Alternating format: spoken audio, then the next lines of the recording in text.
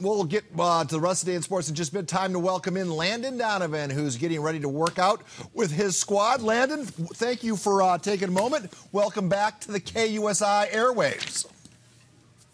Thanks, Paul. Sorry to make you nervous. Nobody told me there was traffic in San Diego, but we made it. Yeah, it was a slight heart attack at my age, but don't worry, I have the paddles ready. Landon, you are not going to be the person who would... You're too humbled. Let me brag on you. Your late season acquisition could not be working out better from the Sockers perspective. Allow me to throw this board up for, I don't know if you can see it, Landon, so I'll just tell you what it says. We're calling it the Landon effect. In three... that should be MASL appearances. You've scored 9 points. Your 3 points per game average for the short time you've been playing is second best in the league.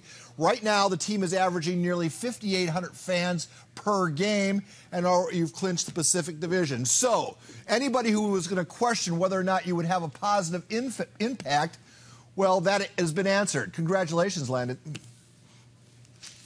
Well, I appreciate that, but this was a team who was already in first place, already doing a great job here in the community and winning people over day by day. So I wanted to come and augment that and help.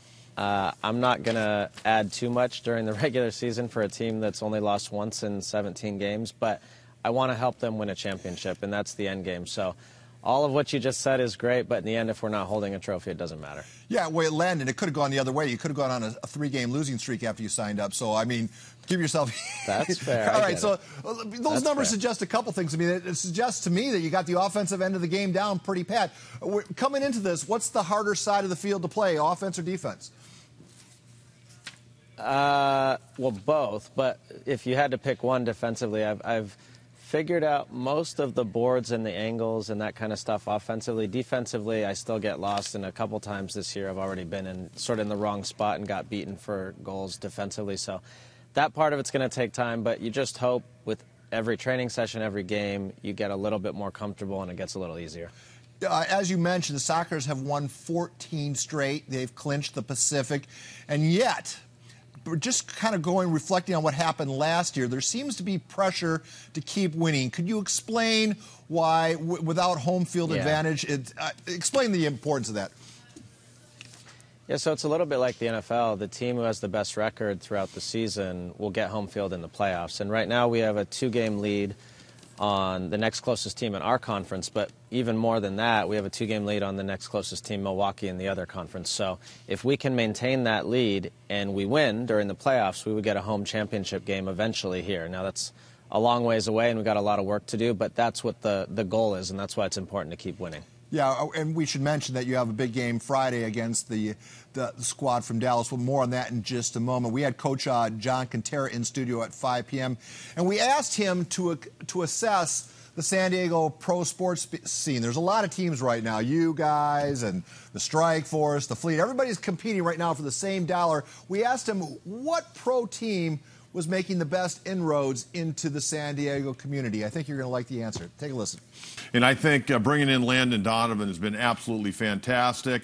It's been fantastic, I think, already for the San Diego soccer fans. I think it's been fantastic for the MASL. I know he's going to play some road games. It's going to help the gate at these other venues. And it's really exposed people that hadn't gone down to the Pechanga Arena to watch indoor soccer. And hopefully, I don't know how long Landon wants to play, but you know what? Even next year, if he weren't to play, there are people that came this year. They're going to see the sport, love the sport, and we're going to come back and hopefully be a regular and continue to build those crowds down there.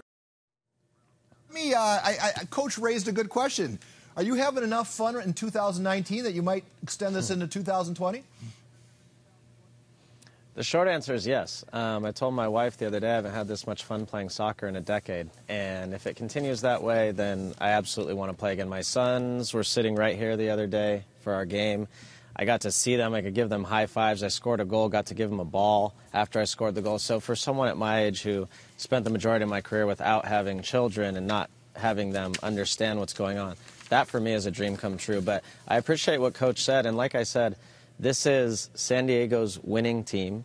This is a team that entertains every time they're here at the Pechanga Arena. And for people who have come just since I've been here that I've noticed in the 3 games, nobody says they didn't have a good time. And so people love it, and hopefully we are exposing this sport in particular, soccer in general, but this sport, indoor soccer, to a lot of people in San Diego. People love it, and they want to come back, and I think the Sockers deserve a lot of credit, the players, but also the front office and the owner, Phil Salvaggio, for putting on a great product here that people like. The family-friendly thing is the emphasis I'd like to make. We cut off Coach's Bite a little short, but he went on to say that the model of reaching out to your fan base and involving them, I think that's what's got to be replicated everywhere in town. Hey, before we let you go, I got two quick topics that I'd like you to address. The big soccer story over the weekend was the fan that came out of the stands in that Tier 2 league game and blindsided Jack Grealish.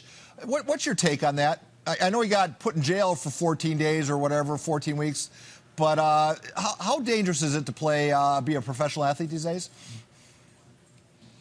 Well, believe it or not, I got 3 little kids at home, so I didn't even hear about that or see it. I should probably stop living under a rock, but anybody who comes onto a field during a sporting event should receive a severe punishment, because the problem for players is if you react at all, you get punished not only from a social media and a public perception perspective, but there's very real implications, and you can financially get in a lot of trouble. But you have to protect yourself. You don't know who's coming on the field and for what reason. And this, without seeing it, I don't want to speak too much without seeing it, but if someone's attacking a player on the field, the players have their hands tied, and I hope that person is prosecuted appropriately. All right, well, Landon, the reason why you're talking to us is Friday the team is playing the Dallas Sidekicks. We bring that graphic up, 7:35 at Pachanga. It's $2 beer night. Landon Donovan, thank you so much for joining us. We wish you all keep scoring, Landon. Thank you, Paul. I appreciate it. We'll see you tomorrow night. All right. I'm done. Back to you guys.